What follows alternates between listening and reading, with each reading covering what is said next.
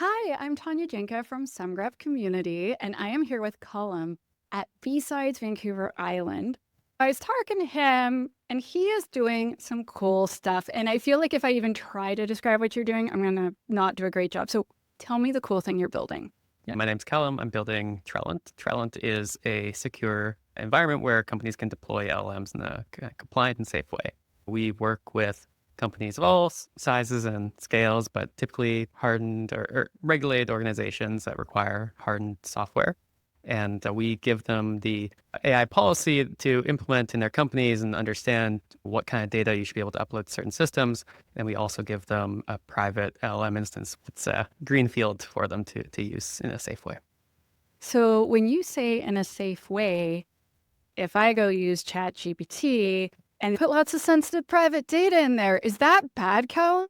Terrible. Yeah, don't do that. So it depends, there's nuance, right? There's a few different tiers that OpenAI has with ChatGPT.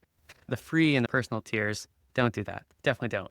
Team and enterprise is a little bit more subtle. Depending on, the threat model that your organization has, maybe it's acceptable to upload certain kinds of information into those pro subscriptions. The difference is that they're not training necessarily public models where that ends up going and being leaked outside your organization. However, they still do collect information for abuse monitoring. And so if you have a company policy where certain levels of information just can't leave your network, that's still not acceptable because ultimately OpenAI employees or, Anthropic employees, whatever company could still get access to that information.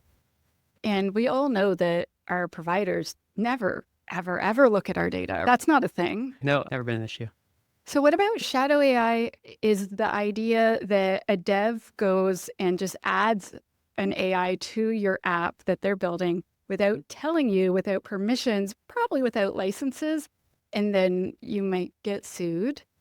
That sounds really bad. In general, I just view anything where you're sending this information of any kind to an LLM in the same way. You have to ask the same fundamental questions. You have to look into the terms of service of these companies and really understand what their data practices are, regardless of whether that's through shadow AI implementation like you're describing, or whether it's through public product that's easily monitored like ChatGPT.